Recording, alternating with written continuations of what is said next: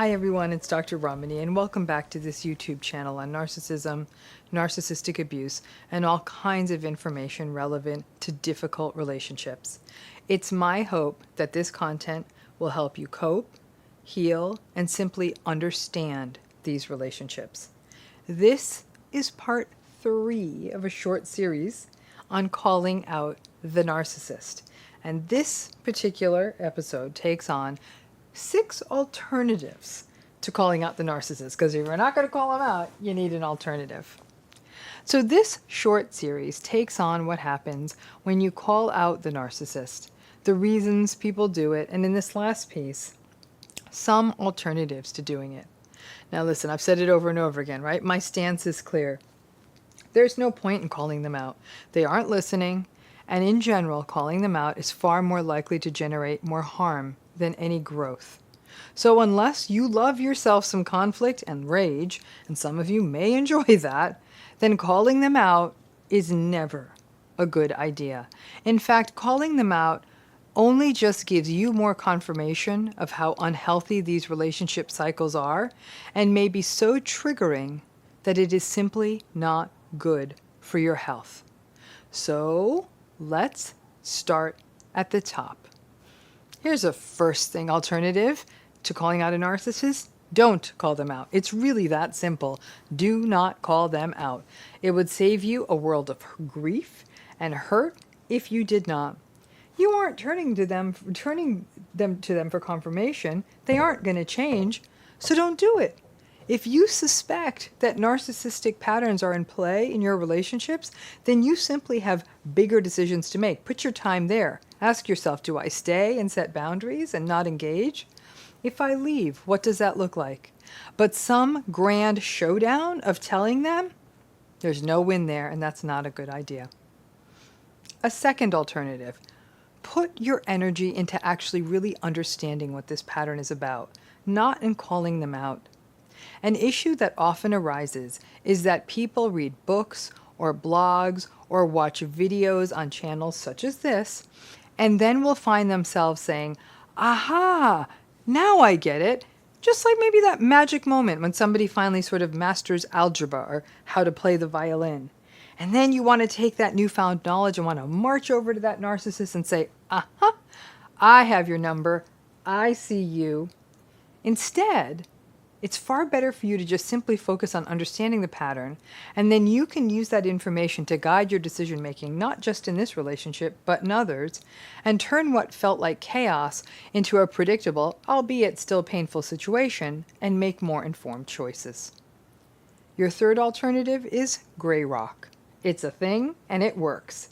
Gray rocking is a form of disengagement, not taking their bait, not having the usual invalidating conversations, not sharing your achievements with them so they can minimize them, not sharing your pain with them so they can diminish you further by not having any empathy, just sticking to superficial topics such as the weather or the new purple flowers in the neighbor's garden. No, I get it. When you gray rock, it's not a deep relationship, but the fact is it never was. And the gray rocking, they have a little ramp up at the beginning when you do it, but then over time it may help with the rage. Gray rocking means that you don't go deep. Someone recently suggested to me the idea of another level, sort of level up from gray rocking. She suggested calling it firewalling. She's a tech person. And we sort of laid out firewalling as, again, this level up from gray rocking, the concept of firewalling, not letting important or sensitive information in or out, but otherwise interacting normally. It's like a boundary that keeps your most intimate knowledge within you, but you can share other information safely. Fourth alternative is have some other sounding boards or sources of support.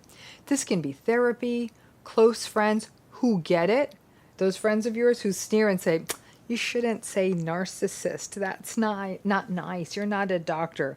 Put them in the firewall pile. You can't have this conversation with them.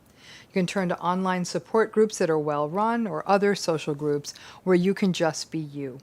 Having those spaces can be game changers for you and make it less likely that you make the mistake of calling out the narcissist and instead just vent in a space where you are safe and validated.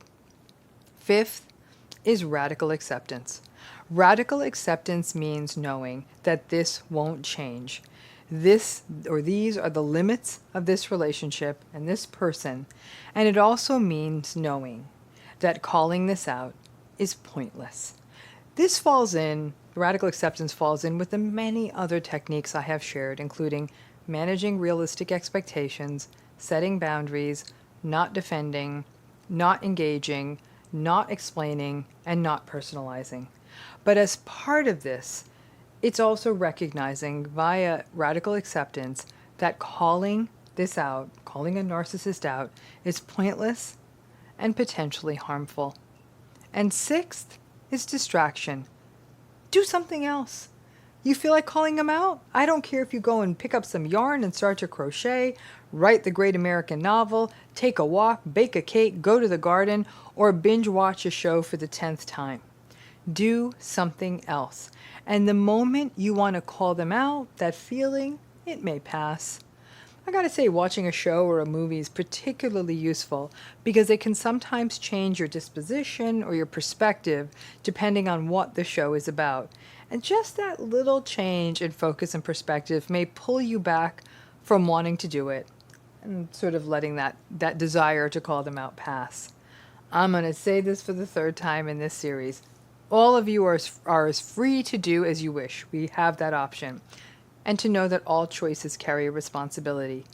If their ragey word salad mess is a price of admission to speak your truth, then you do you. You do what feels right. But you go in thinking, if you do go in thinking there could be real change and real contrition from them, then don't do it. And keep in mind that there are other people who get affected by their rage. Children, co-workers, other observers. So please be mindful of those impacts before you start calling them out and their rage overtakes everyone. For those of you with traumatic histories, narcissistic rage is not only triggering, it's destabilizing. It can result in setbacks in functioning and in ramp-ups in other mental health symptoms. The narcissist is going to remain a one-person wrecking crew. Please protect yourself, as their rage and their manipulation can literally make you sick, both mentally and physically. And not calling them out is not enabling. A lot of people say, if I don't call them out, then I'm part of the problem. They're already enabled. And you calling them out in a strange way enables them more, because it means they can just go and yet another one of their ragers that they use to release tension. They aren't going to change. And more meaningful consequences that may range from legal, criminal, financial, employment, or social penalties or remedies are probably not going to happen on your watch. Consequences that could result in a loss of their power, their privilege, their resource, and their social standing are typically all that will ever get through to them. And it very rarely happens in this world. The world enables them. Our laws enable them. It's not just you. In narcissistic relationships, we strive. We have to strive for our own self-preservation and protection. And we need to try to heed those red flags early and often. So there are alternatives to calling them out. There's no point. It is a pointless endeavor. These are 6 things you can do instead. Keep them at ready access and recognize that at those times you want to say, do you recognize what a raging narcissist you are? I don't know. Go turn on that Netflix. Thanks again.